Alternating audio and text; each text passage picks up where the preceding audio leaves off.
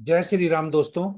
आज मैं भृगुनंदी नाड़ी और वैदिक के चार्ट्स, वैदिक एस्ट्रोलॉजी के बेस पे ये बताने की कोशिश करूंगा कि किसी जातक की कुंडली में, देखिए, झूठ बोलने के या आप कह लीजिए टेलिंग ए लाई, या अपने मौके के अनुसार, अपनी सुविधा के अनुसार बातों को मैनिपुलेट करने के क्या योग हो सकते हैं, या चार्ट में क्या पॉसिबिलिटी हो सकती है।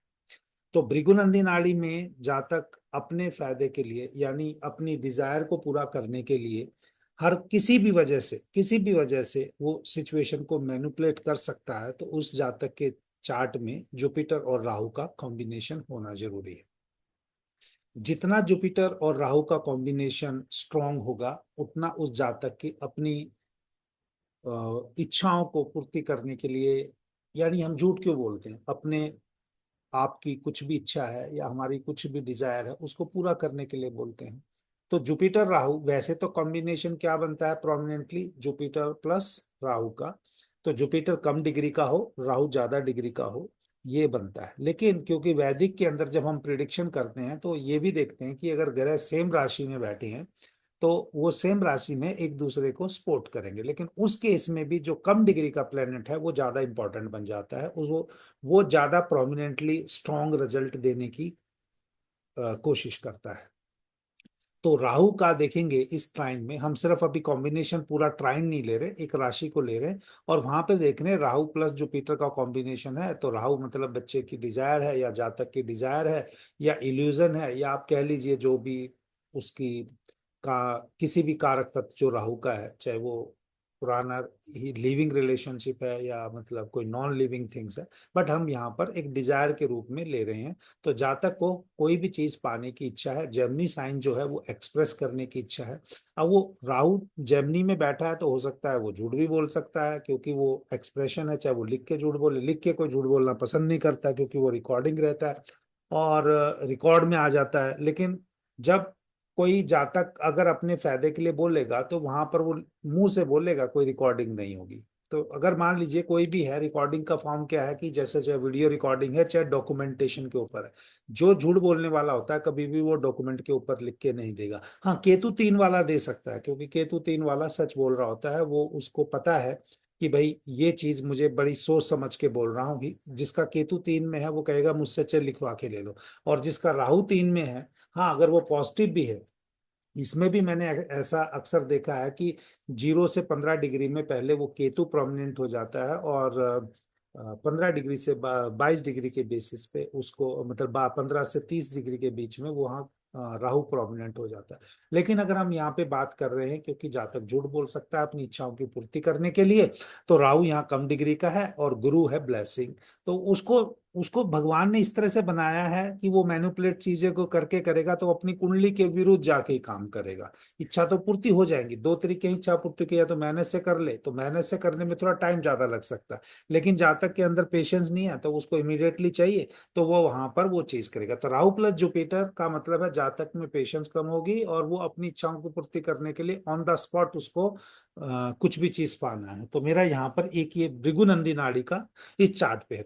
तो इस जातिका ने ऐसा ही कुछ किया, तो चाहे ये फीमेल की है कुंडली, लेकिन इसमें क्योंकि ये कॉम्बिनेशन है तो मेल फीमेल का इसमें हम कोई फर्क नहीं करने की कोशिश करेंगे। तो ये एक प्रैक्टिकल केस स्टडी है और ये डॉक्यूमेंटेड चीज है, क्योंकि इसने ऐसा किया। लेकिन वो खुद मानेगा या नहीं मानेगी वो उसकी इच्छा पे छोड़ देते हैं, ठीक है। और इसी वजह से ये कि भाई चार्ट प्रोमिनेंटली, क्योंकि इसमें चांस है, क्योंकि केतु है, अगर उसने मिस्टेक किया है तो वो एडमिट कर ले और उसका वो जो भी वो चीज है उसको अपनी डेस्टिनी को खराब ना करे। और मैं कोई यहाँ किसी को डरा नहीं रहा हूँ, क्योंकि यूट्यूब एक ऐसा प्लेटफॉर्म है, यहाँ पर कुछ ऐसे लोगों के पास भी वीडियो जाती है जो दूसरे का मजाक बनाते हैं या दूसरे पे नेगेटिव करते हैं। मेरा यहाँ पर एक ही मकसद है, क्योंकि मेरा जो ये काम करने का लोगो है ये भी है positive smiling and happy life. कभी भी आपकी पॉजिटिव चीजें, स्माइलिंग जो चीजें हैं या हैप्पी चीजें हैं, वो झूठ के ऊपर आधारित नहीं होती है। जो झूठ बोलेंगे उनको आज नहीं तो कल कष्ट होगा। कल अगर उनको लगता है कि दोनों में नहीं हुआ तो चलिए, कोई भी ईश्वर का विशेष वरदान होगा उनके पास, तो मैं उसके बारे में ज्यादा कुछ नहीं कहता। लेकिन मेरे जितने भी प्रैक्टिकल केसेस हैं, तो हमेशा सच्चाई की जीत, चाहे देर से हो, अच्छे से जीत होती है। तो यहाँ पर भृगुनंदी नाड़ी से ये बात कर दी। अब आते हैं कि वैदिक एस्ट्रोलॉजी के हिसाब से काल पुरुष की कुंडली में 3 नंबर की राशि जो प्रोमिनेंट बन जाती है वो है कम्युनिकेशन करने की। और राहु वहां पर होगा तो वो एक डिजायर का कंसेप्ट तो यहाँ पे भी लग जाएगा। लेकिन इसके अलावा अगर हम देखेंगे काल पुरुष की कुंडली में तीसरे नंबर का स्वामी बुध बैठा है और वो 9 नंबर घर में बैठा हुआ है इस कुंडली में, वो भी वक्री होके। और हमेशा 3 घर, तीसरा घर और 9वां घर जो भी है वो बोल चाल के लिए या डॉक्यूमेंटेशन के लिए एक अच्छा हाउस है अगर वो पॉजिटिव करे। तो इस कुंडली में भी अगर आप देखेंगे बाय चांस तीसरे घर में 12 नंबर की राशि है यानी गुरु उसका स्वामी बना, और गुरु यहाँ पर राहु के साथ बैठ गया है। तो राहु की अगर एनर्जी नेगेटिव है, राहु पॉजिटिव भी करा सकता है उसको, लेकिन वो जातक ने ऐसा रास्ता चुना है क्योंकि वो शॉर्ट चाहिए उसको, इमीडिएटली रिजल्ट चाहिए। और 9वें भाव में भी 6 नंबर की राशि बैठी है, तो बुध ग्रह और राहु ग्रह 6 नंबर की राशि में अच्छा रिजल्ट देते हैं। यानी 6 नंबर की राशि बुध की तो चलो खुद की उच्च राशि है, मूल त्रिकोण है, तो यहाँ पर ये वैदिक से भी ये लग रहा है। लेकिन और साथ में अगर हम देखेंगे तो क्योंकि बुध का यहाँ पर नीच भंग भी हो रहा है, बुध वक्री है, बुध का नीच भंग भी हो रहा, मतलब उच्च भंग भी हो रहा है क्योंकि शुक्र का नीच भंग हो रहा है।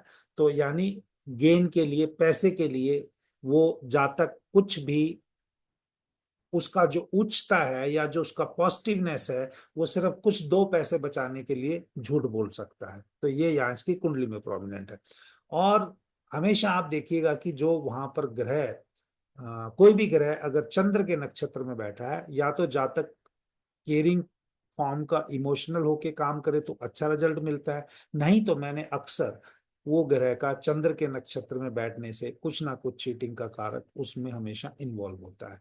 तो पॉजिटिव करना है तो आपको केयरिंग करना पड़ेगा, इमोशनल करना पड़ेगा, किसी को सर्विस करनी पड़ेगी या मतलब इसेंशियल सर्विस प्रोवाइड करनी पड़ेगी। टॉपिक भी इसका ये लिखा है, पता नहीं ऐसे लोग क्यों झूठ बोलते हैं। तो यहाँ पर मैंने भृगुनंदी नाड़ी और वैदिक एस्ट्रोलॉजी से बताने की कोशिश की कि भृगुनंदी नाड़ी के अंदर ये प्रोमिनेंट कॉम्बिनेशन हो जाता है, जुपिटर राहु प्लस जुपिटर का कॉम्बिनेशन 3 नंबर में। लेकिन सभी ऐसा झूठ बोलेंगे, मैं नहीं बोल रहा हूँ, क्योंकि वो जातक की एनर्जी ही उसको कंपेल करती है। राहु को कभी भी कोई चीज पहले अगर चाहिए तो वो अपने लेवल पे प्राप्त करने की कोशिश करता है सही तरीके से। जब उसके सरकमस्टांसिस ऐसे हो जाते हैं या उसकी सिचुएशन हो जाती है कि वो वहां पे नहीं है, तभी वो उसमें जाता है। तो इसलिए मैं इस कुंडली विशेष पे कोई कमेंट इसलिए नहीं कर रहा हूँ कि भाई आपको लगे कि नेगेटिव है, लेकिन कैसे आप अपनी जिंदगी को पॉजिटिव बनाते हैं ये टीच करने के लिए कर रहा हूँ। इसका इसलिए मेरा पर्पज है कि भाई अगर किसी से कोई गलती हो भी जाए तो उसको सुधारने का हमेशा मौका व्यक्ति के पास रहता है, चाहे मैं हूं चाहे आप हैं। तो इसी प्रकार से यहाँ पर अगर हम वैदिक की बात करेंगे तो तीसरा और 9वां, तीसरा हमारा बोलचाल का है कि कैसे हम किसी से बात करते हैं, 9वां हमारा धर्म का है। यानी 9th हाउस जब भी इन्वॉल्व हो जाएगा तो आपको कोई भी चीज, मतलब धर्म का मतलब क्या है, सही रास्ते पे जो सोसाइटी के नॉर्म्स बने हुए हैं उसके अनुसार चलने के लिए प्रेरित करता है। तो यहाँ पे बुध ग्रह बैठ के तो इस जातक को या इस जाति का को ये बहुत अच्छा मौका है कि जो हुआ सो हुआ, आगे लाइफ में अपना सुधारे ताकि आपकी जिंदगी हमेशा अच्छी बनी रहे। तो दोस्तों मैं उम्मीद करता हूं कि ये जो अभी मेरी सीरीज चल रही है, मैं यूट्यूब शॉर्ट्स ही बनाता हूं, वो आजकल ये वीडियो नहीं देखता हूं क्योंकि मैं मार्केटिंग करता नहीं और बगैर मार्केटिंग के कोई वीडियो चलता नहीं।